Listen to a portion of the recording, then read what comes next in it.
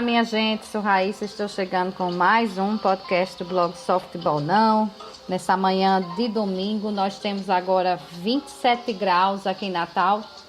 Sensação térmica na sombra de 26, porque temos ventos muito bons. 24 km por hora, com rajadas de 30 km por hora. Não tá fácil, tem bastante vento aí, então isso dá uma aliviada na temperatura. Se bem que hoje acho que a gente nem queria esse alívio todo, porque foi tanto frio ontem para quem é natalense, né? Muita chuva, muito vento, o dia inteiro sem sol, e hoje está um sol bonito. Bom, falando então sobre volta e TV, né? Nós temos finalmente a volta oficial do futebol para os clubes do Rio Grande do Norte, na verdade para a América e para a ABC. Inicialmente para o América, já que é ele quem abre com o Fortaleza a volta da Copa do Nordeste na terça-feira às 20 horas no Barradão. Transmissão lá pelo Live FC e também pelo YouTube da Copa do Nordeste.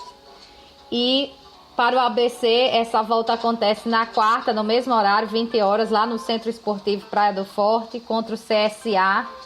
Transmissão pelo Live FC apenas. O ABC ainda quer alguma coisa na competição, né? Torce para conseguir essa classificação. O América só cumpre tabela. O Fortaleza ainda quer garantir o seu primeiro lugar, né? E eu até fiz uma postagem no blog essa semana falando a respeito do Fortaleza, né? É preocupante o nível do futebol apresentado pelo Fortaleza, mas é preocupante para a gente. Para quem torce pelo Fortaleza, não. O Fortaleza voltou voando dessa pausa do futebol, né? Foram 2 jogos em que o time apresentou muito bom futebol. O primeiro até foi uma goleada, 5-0. O segundo foi a vitória no Clássico. Ontem eu não consegui ver o jogo, mas ele venceu o Guarani de Sobral com um gol do nosso aqui, Thiago Orobó, estreando pelo Fortaleza. Fez seu primeiro gol com a camisa do Fortaleza na Copa do Nordeste, né? Que é faro de gol, né? Não tem jeito, tá numa fase impressionante, tem muito potencial realmente, Thiago Orobó. E agora deve brilhar aí tanto na Copa do Nordeste como na Série A pelo Fortaleza. Certamente deve ir mais longe, pelo menos é o que eu espero. E o que assusta mais é que o Fortaleza vem fazendo um rodízio na equipe. Ontem eu não assisti ao jogo, mas consegui assistir a entrevista de Rogério Ceni, né? E ele fala justamente disso, que ele tem feito um rodízio, né, para não esgotar ninguém e também para colocar todo mundo em ritmo de jogo, porque o grande jogo realmente para o Fortaleza o primeiro a marcar essa volta aí, que eles estão muito preocupados, é o jogo do sábado que vem, que é a final, acho que é a primeira partida da final do Campeonato Cearense. Não se sabe ainda contra quem. Hoje sai o adversário, né? O Ceará, o Ferroviário. Ele até reclama que não tinha necessidade de ser 2 partidas. Podiam ter mexido nisso, né? Que não há vantagem, não tem nem torcida, né? Todo mundo tá jogando mesmo no Castelão. E é casa tanto de Fortaleza como de Ceará, como do Ferroviário. Então, bastava uma partida para definir quem seria o campeão, e isso ajudaria muito aos times que estão aí na Copa do Nordeste, que é o caso do Fortaleza, que vai seguir. Então deve ter essa partida sábado e só Deus sabe quando é a outra da final do Cearense. Então ele fez lá essa crítica. E então, com esse rodízio, mas aí a gente não pode nem se animar muito, porque ele já disse que é possível que para esse jogo de terça, quem ele pretende usar sábado, ele já bota na terça, porque o intervalo é muito grande até o jogo de sábado, dá para descansar, então não tem motivo de poupar um jogador da terça-feira para o jogo de sábado. Ele pode até poupar alguém que jogou o jogo inteiro dessa semifinal que foi contra o Guarani de Sobral ontem. Mas pensar em poupar para o jogo de sábado, visando o jogo de sábado, não. Então, de todo jeito, a gente gasta aqui a preocupação, porque não bastasse enfrentar o Fortaleza, que é da Série A, tem um elenco muito bom, tem um treinador muito bom, né? Tá surpreendendo pelo que faz em campo, Rogério Ceni. Ainda temos essa condição física. O Fortaleza já vai, então, para a 4ª partida nessa volta.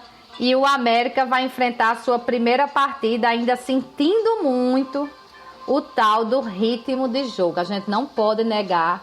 Então, eu até coloquei isso no blog, obtive algumas respostas lá no Twitter. Uma delas foi até de Ernesto Teixeira, que já participou tanto no blog, com sua pesquisa maravilhosa lá com o Renan, sobre os maiores artilheiros em jogos oficiais do América, como também do Papo Alvirrubro, comentando sobre a história do clássico. E Ernesto estava dizendo, sinceramente, perder de pouco já vai ser grande coisa. Claro que a gente quer que vença sempre, mas não dá para a gente fechar os olhos para essa diferença de condição atual, pelo menos. Se esse jogo fosse mais à frente, talvez a história fosse outra. Mas a diferença atual de condições entre a América, que está na Série D, não esqueçamos isso, né? E o Fortaleza na Série A. E com essa diferença física, né, de ritmo de jogo, realmente assusta para esse jogo de terça. Mas todo mundo quer ver o jogo, não tem isso não, porque todo mundo quer torcer, quer ver o melhor desempenho do América, pelo menos enquanto ele tiver fôlego. A gente quer observar a armação de Roberto Fernandes, né? Quem vai ser titular nessa partida. Então, todo mundo de olho. O presidente já fez um apelo, até no Twitter também, para que os torcedores do América que possam, né, assinem aí o Live FC, porque o América hoje está em 8º no ranking, e se ele terminar em 8º no ranking, pelo menos, isso já garante uma renda de aproximadamente R$100 mil. E esse ranking está pertinho de fechar. Então, vale a pena o esforço aí, quem puder, né, fazer a assinatura do Live FC para ajudar o Mecão, porque na hora que você faz a assinatura, você indica seu time de coração e ele recebe, então, uma porcentagem dessa renda. Bom, ainda sobre o América, antes de eu entrar nessa parte das transmissões, o time sai hoje, né? Iria sair amanhã para Salvador, mas como a CBF quer um teste de Covid amanhã de manhã, o time viaja hoje, está fazendo um trabalho agora lá no CT, na parte da Arena América. Então faz esse teste de Covid amanhã. Ainda tem essa novidade aí, que a gente vai ter esses testes de Covid nas rodadas oficiais patrocinadas pela CBF 3 dias antes, e a gente pode ter desfalques no time na véspera do jogo, né? Eu até também fiz uma postagem a respeito disso, abrindo o olho aí, principalmente da comissão técnica, que é preciso se preparar para um desfalque de última hora, porque o resultado pode sair até na véspera. E vai ser o caso amanhã. O teste vai ser feito de manhã, vai sair acho que no fim do dia, ou até mesmo na terça de manhã, e aí a gente pode ter um desfalque de última hora para esse jogo, então, que marca a volta do América ao futebol.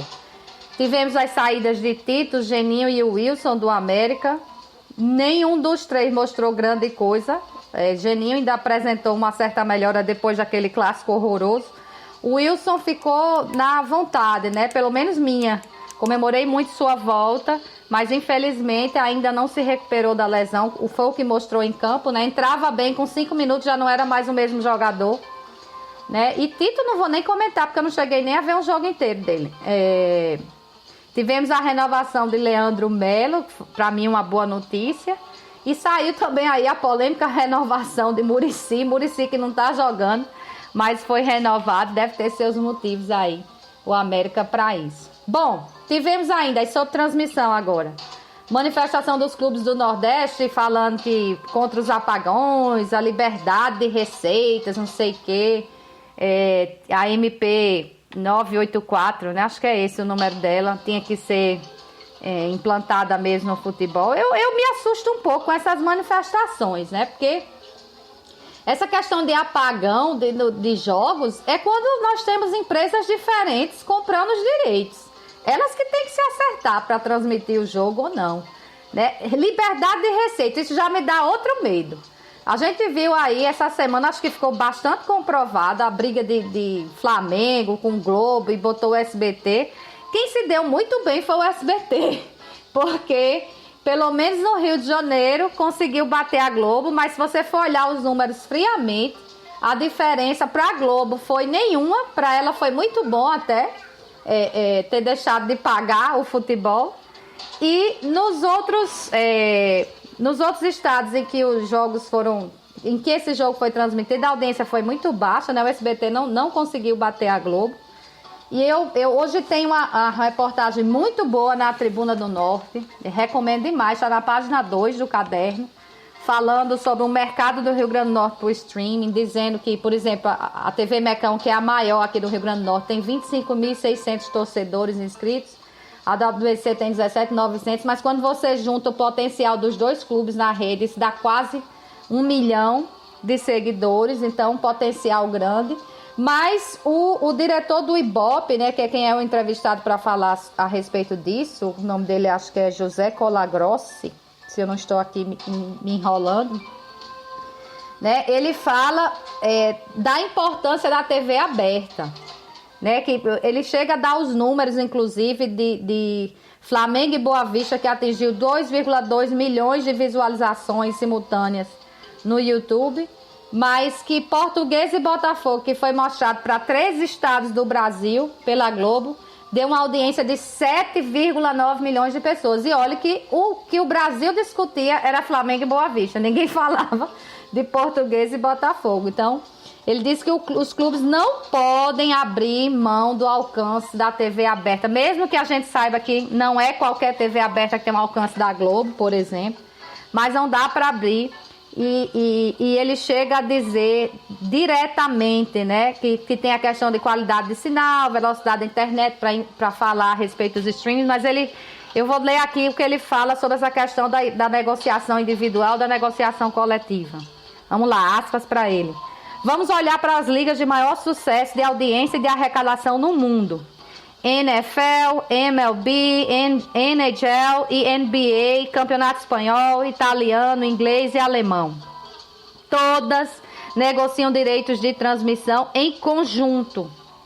O exemplo internacional que temos, o contrário, é a Federação Portuguesa, que optou por negociação individual e os resultados não são bons.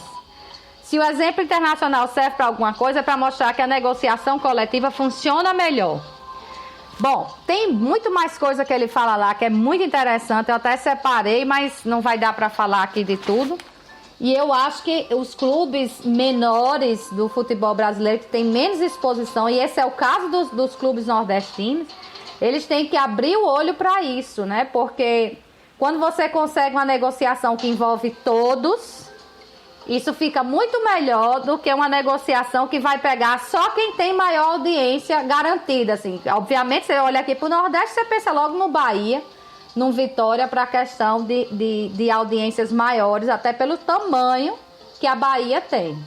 Então, fica esse alerta, né? Essa história de muita democracia, porque é legal negociar. Eu fico imaginando, por exemplo, aqui no Rio Grande do Norte, a negociação de um Força e Luz para transmitir. Já tá difícil a América e a ABC se juntarem para fazer, aliás, individualmente e até se juntarem com a federação para fazer um stream do que falta aí desse campeonato estadual. Vocês imaginem se fosse o Força e Luz, por exemplo, para negociar sozinho o que falta do estadual. Então é preciso, eu já disse, isso aí é uma questão que tem que ser discutida. Tem que ter estudo, tem que ter levantamento, tem que ter a discussão com as emissoras, tem que ter a discussão com os clubes, com as entidades de torcedores, os consumidores, que são, finalmente, quem vai pagar por tudo isso. Não dá para fazer tudo a toque de caixa e achar que vai resolver o problema brasileiro com cada mandante tendo o seu direito de transmissão. Isso pode até ser uma discussão do tipo, vendo meus direitos, mas se você não transmitir, eu vou transmitir no meu canal. Pronto, aí sim. Mas a discussão como tem sido posta, o streaming não é hoje a saída da TV aberta. É o contrário, o streaming é a saída para quem não tem a TV aberta. Isso fica bem claro.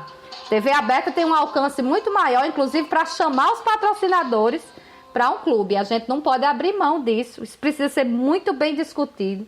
E me preocupa, às vezes, essas manifestações sem a devida discussão. Bom, minha gente, é isso, né? Vamos ficar de olho no que vai acontecer aí, então, com a América e a ABC nessa semana, né? Na terça e na quarta. Deixo o convite para sábado, 10 da manhã, sobre outros assuntos. E domingo, 10 da manhã, sobre futebol. Até lá.